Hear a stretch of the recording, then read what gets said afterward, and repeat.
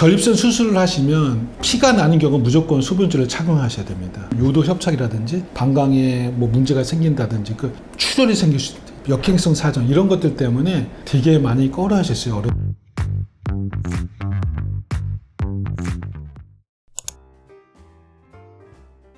수술적 치료가 이제 여러 가지가 있습니다. 사실 초기에는 골든 스탠다드로 해서 전립선 절제 치료를 해서 레이저로 전립선을 절개했습니다. 근데 문제가 뭐냐면 이게 출혈이 잘 생길 수 있고 방광의 어떤 협착, 요도의 협착 같은 게 생길 수 있고 또 역행성 사정이라고 사정을 할 때 정액이 앞으로 안 나가지고 방광으로 빠져버리는 그런 현상이 많이 생겼어요. 그런 현상 때문에 수술을 멀리 하시는 분들이 많이 생겼던 겁니다. 또 뭐 입원도 하셔야 되고 그래서 요새는 간단하게 할 수 있는 시술이 이제 개발된 거죠.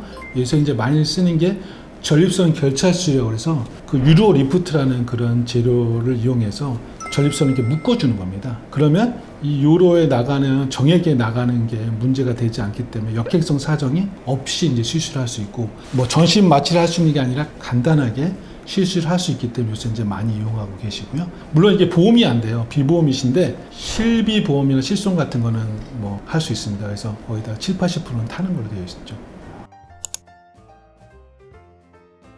그게 이제 요새 이제 트렌드로 되어 있고, 왜냐면 뭐 입원을 하셔서 뭐 하시는 게 아니고 외래에 오셔서 간단하게 국소 마취로 하셔서 아침에 입원하셔서 오후에 퇴원하시는 방식으로 간단하게 하는 걸 원하십니다, 요새. 반영구적인 겁니다. 그게 이제 들어가는 재료가 퍼머넌트 임플란트라고 해서 아주 반영구적으로 쓰는 건데 스테인리스 스틸인데 우리 몸에 해롭지 않는 걸로 만들어져 있어요. 그래서 뭐 MRI 찍는데도 문제가 없으시고 또 들어갔다 불편하시면 제거도 가능한 겁니다. 그래서 뭐 그렇게 불편을 느끼거나 뭐 어렵게 생각하실 필요는 없다고 생각됩니다. 또 저희가 이제 사실 뭐 특허를 출원하게 됐는데 전립선 결찰술의 특허는 뭐 말씀드릴 수는 없지만 쉽게 말해서 조금 더 전립선에 들어가는 결찰수의 숫자를 적게 만들어 줄 수 있는 방법을 연구해 봤어요. 그래서 그 방법을 좀 출원되어 있고 그래서 환자 입장에서 이게 많이 쓰지 않고도 숫자를 줄임으로써 환자한테도 이득이 되고 코스트 이펙트한 그런 효과를 볼 수 있는 거를 특허를 출원하였습니다. 전립선 수술을 하시면 피가 나는 경우 무조건 소변줄을 착용하셔야 됩니다. 유로리프트의 경우는 피 출혈의 경향이 굉장히 적습니다. 왜냐하면 결찰 수술을 하는 거기 때문에 간단한 시술이기 때문에 당일날 빼는 게 이제 주고 2%에서 그 다음날까지 소변줄을 찰 수가 있지만 굉장히 적다고 볼 수 있습니다. 전립선 수술 부정학 요도 협착이라든지 방광에 뭐 문제가 생긴다든지 그 출혈이 생길 수 있다. 역행성 사정 이런 것들 때문에 되게 많이 꺼려하셨어요, 어른들은.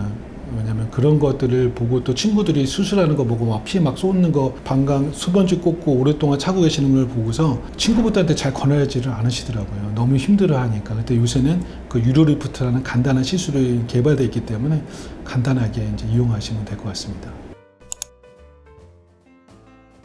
수술 시 회복 기간은 수술하고 일주일 동안은 운동을 잘 못하세요. 왜냐하면 갑자기 배에다 압력이 증가되면 방광에 힘이 들어가서 묶어놓은 데가 피가 날 수가 있습니다. 일주일 동안 운동은 불가능하시고 부부관계는 되게 4주 정도 지나서 가능하시고요. 그 외에는 특히 상관없습니다. 뭐 어찌됐든 수술하시면 처음엔 좀 불편하시고 통증이 있고 약 드셔야 되는 거는 기본적으로 일주일이고요. 그거 지나서는 뭐 괜찮은 걸 판단됩니다.